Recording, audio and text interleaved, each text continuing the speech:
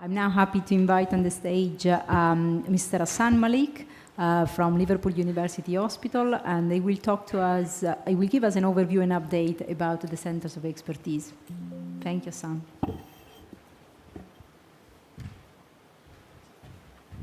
Thanks so much. So I get the kind of tough gig because whatever I say is going to be wrong. So anyway. So this is something, I mean, I've been talking to Helen about for a number of years, and I guess perhaps for the first time we're getting to a point where there perhaps is now data to support this kind of conversation.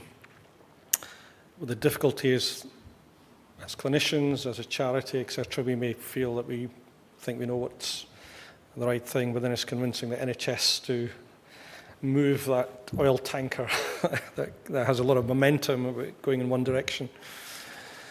So how do we define a centre of expertise? And really this is just a few thoughts rather than real evidence. I think it's about three basic things. It's about good, basic clinical outcomes. You know, you can sit there and talk the hind legs off things, but you need to be able to do it. And you need to have and that's the foundation of what you want.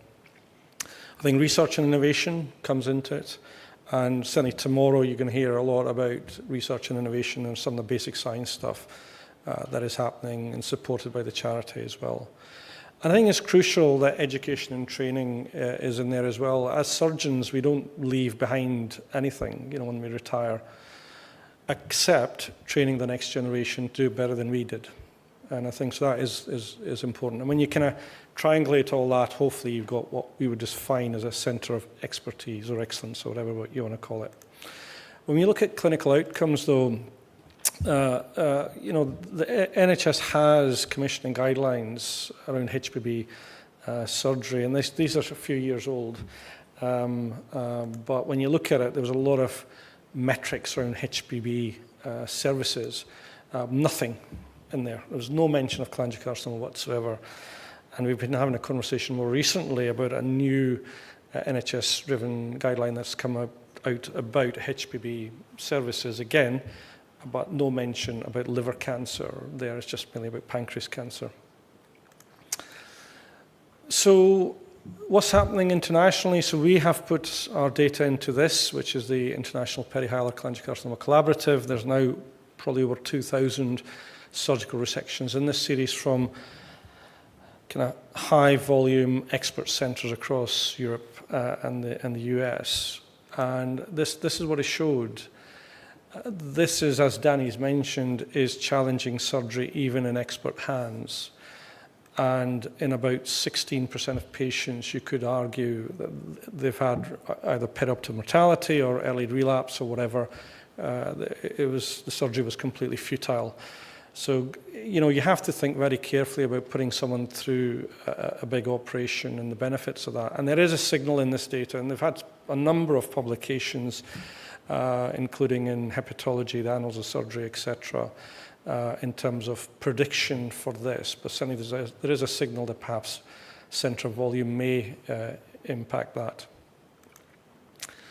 But going back to what this charity has done, and this is crucial data which I'm sure Shahid has kind of already covered, half the patients in that time period with the diagnosis of biliary tract cancer had no surgery whatsoever. So that is the reality of this situation. There was also variability, though. We've seen a bit of that in Danny's data. This is about stenting, and so there's a statistically significant difference in drainage of jaundice in a patient with cholangiocarcinoma. And I would say that you know, if you don't drain the jaundice, then the patient's never going to be fit enough for chemotherapy or surgery or anything else. You know, so that is an important basic first step to how we manage patients. So it does point to this idea of variability in healthcare, you know, and I think it's important to note that variability is good for healthcare, you know, because we make that treatment personalized, whether that be at a biological level with all the mutations and things and all the targeted therapies or whatever.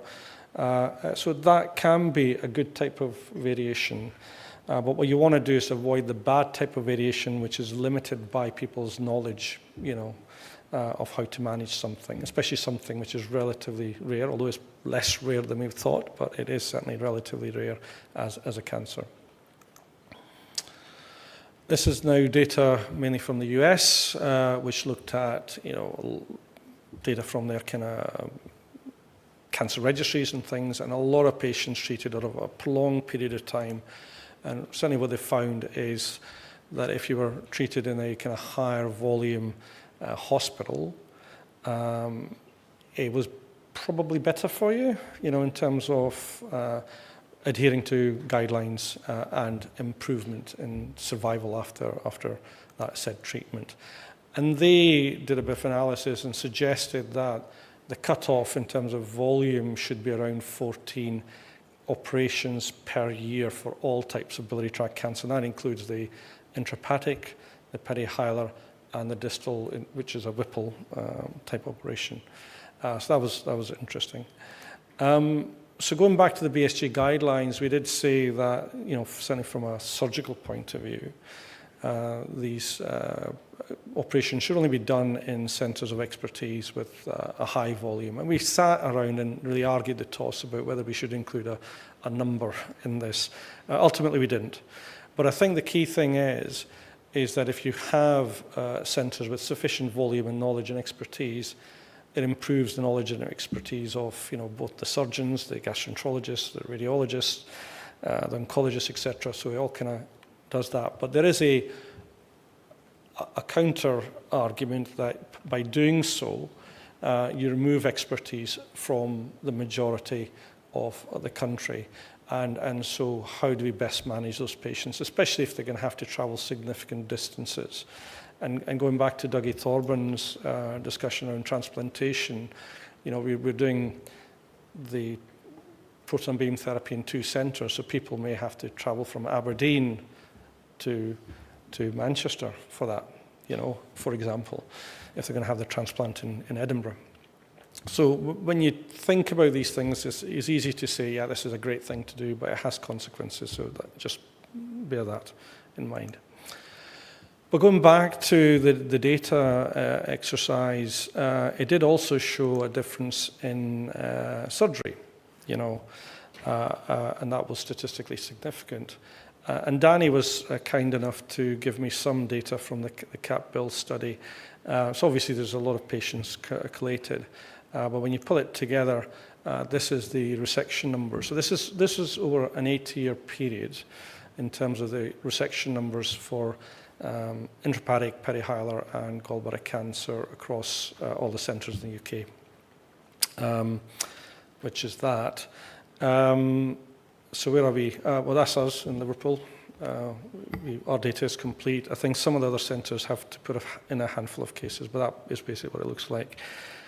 Well, what does that actually mean? Well, it means this. There's a lot of missing patients. Assuming that the incidence of cholangiocarcinoma is the same across the country, it's not just really high in Liverpool. There are people out there who potentially could have been considered for curative intent treatment and weren't. So what is that about? That's the issue. It comes back to the MDT. It comes back to decision making. I think there is an important point about second opinions, and that is something that you as a patient have every right to have within the NHS kind of constitution. I'm not a commissioner by whatsoever, so I don't make these decisions. But should there be, a cut-off? I mean, if you're down here, you're basically doing 1 or 2 of these operations per centre per year amongst 4, 5, 6 surgeons. Now, does that mean that you do have that kind of expert knowledge in terms of making that decision? That's for others to think about. So going back to that kind of Venn diagram, I think research and innovation are crucial. I think you do need to have your database, collect tissue. I think tissue collection is crucial. You need to collaborate. Some centres will have their own basic science program. And the table at the front here, we've got a whole bunch of basic scientists and clinical PhDs who are certainly working on that in Liverpool and contribute to clinical trials. the next generation of clinical trials in this disease.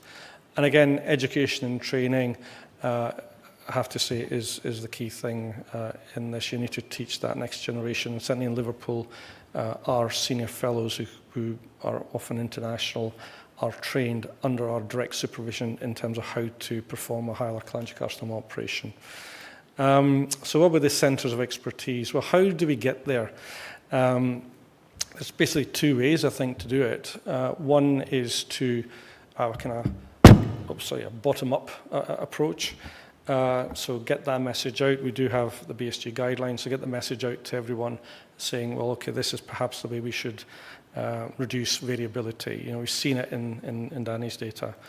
Obviously, the other option is to go to the top and say, right, okay, guys, you know, whatever we've demonstrated is unacceptable variability, and then we go to NHS commissioning and say, right, you will then enforce something.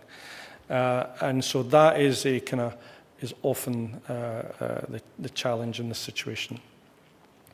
So where are we at right now? Well, we've got the guidelines which have been published, so that is a crucial step. It tells hopefully people what they should be doing. And the conversations we had yesterday evening with Helen and the team is that this will be rolled out, and every cancer network will have access to this through the commissioners.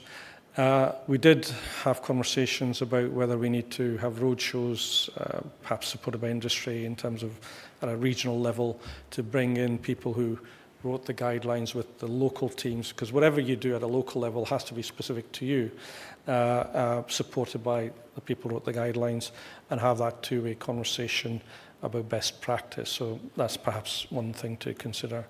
Obviously, the CAP bill study, we've seen some preliminary hilar cholangiocarcinoma data. There'll be intrahepatic and gallbladder cancer data that will follow. And again, it'll be interesting to see if that continues to demonstrate variability in practice. Also, cholangiocarcinoma UK with the BSG really being led by Shahid are going to do an audit of practice, you know, not just in the resectional centres, but across the country. This really needs to be driven by the trainees out there to support it, to see what is actually happening. And we've got a questionnaire that's been approved, and the process of rolling that out will happen this year.